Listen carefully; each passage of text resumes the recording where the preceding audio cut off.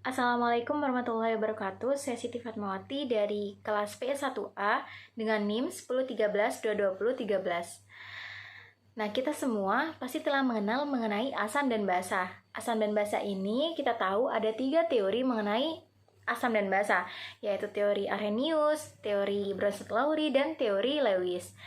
Di mana teori Arrhenius ini adalah teori yang menjelaskan bahwa senyawa asam merupakan senyawa yang apabila dilarutkan dalam air akan menghasilkan ion H+, sedangkan basa merupakan senyawa yang apabila dilarutkan dalam air akan terbentuk ion OH-. Sedangkan menurut Bronsted-Lowry, asam sebagai pendonor proton H+, sedangkan basa sebagai akseptor proton atau penerima proton H+.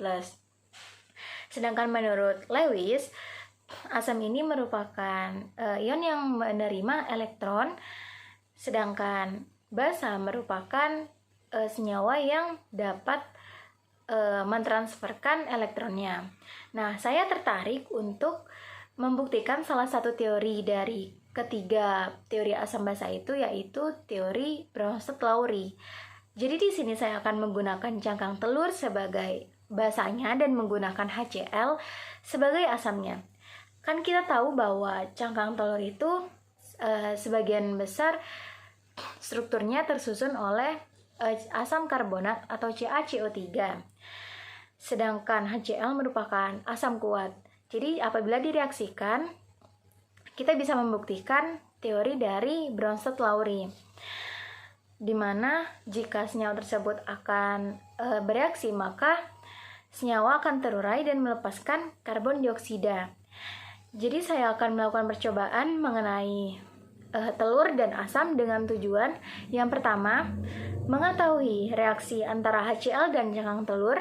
Yang kedua, mengetahui pengaruh konsentrasi asam yang digunakan terhadap hasil reaksi. Dan yang ketiga, mengetahui sifat HCl dan cangkang telur. Dan kali ini kita menggunakan beberapa alat dan bahan. Seperti yang pertama, ada 4 wadah yang digunakan untuk mereaksikan antara HCl dan cangkang telur, di mana wadah telah diberikan beberapa garis yang menyatakan batas banyaknya HCl. Ada 4 dengan batas-batas yang berbeda yang menunjukkan perbedaan konsentrasi HCl. Kemudian ada HCl, ada air, dan ada telur, dan ada sarung tangan.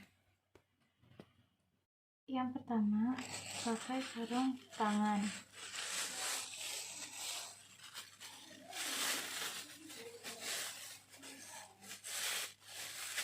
Kemudian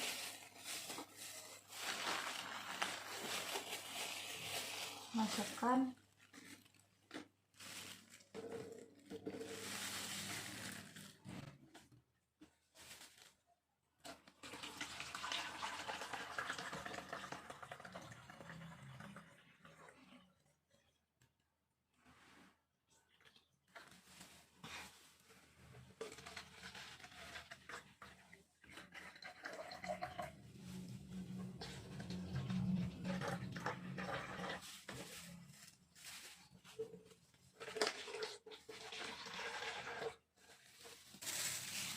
tambahkan air.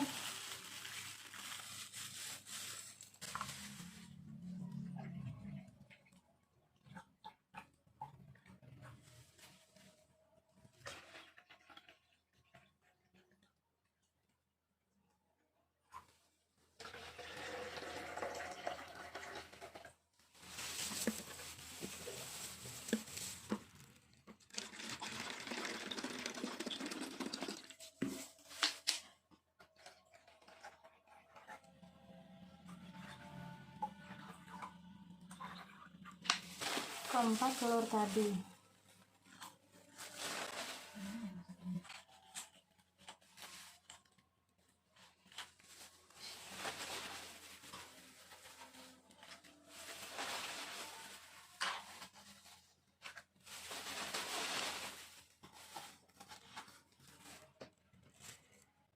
Persamaan reaksi antara kedua zat tersebut adalah CaCO3 plus 2HCl menjadi CaCl2 plus H2O plus CO2. Gelembung yang terbentuk itu merupakan gelembung CO2 hasil reaksi. Kita bisa diamkan hingga beberapa jam. Ini adalah keadaan telur dari keempat wadah yang berisi konsentrasi asam yang berbeda setelah didiamkan hampir 2 jam.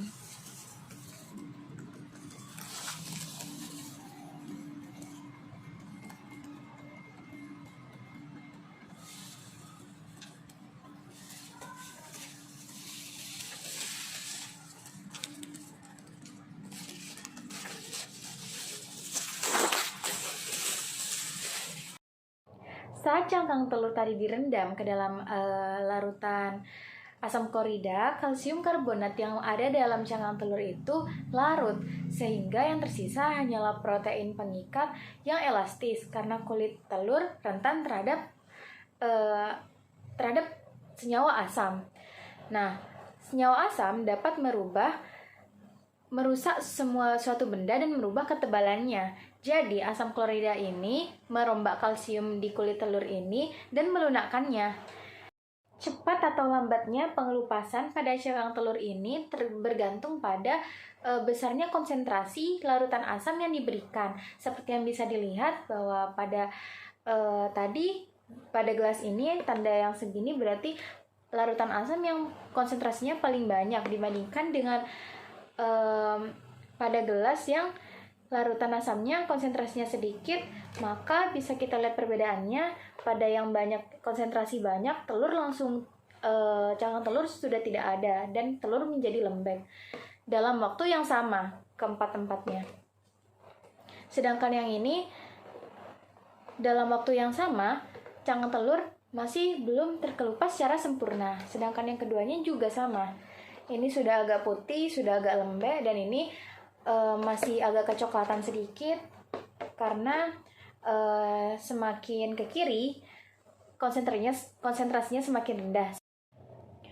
Sehingga kita bisa mengambil kesimpulan berdasarkan reaksi asam klorida dengan CaCO3 atau kalsium karbonat yang ada pada cangkang telur.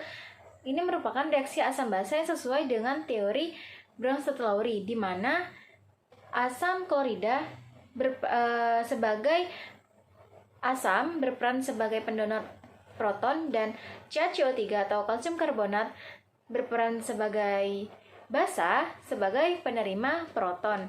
Dengan persamaan reaksi CaCO3 plus 2HCl menjadi CaCl2 plus H2O plus CO2. Kedua, kita bisa menyimpulkan bahwa semakin besar konsentrasinya, maka semakin cepat reaksi tersebut, semakin cepat cangkang telur untuk meluruh karena asamnya semakin pekat.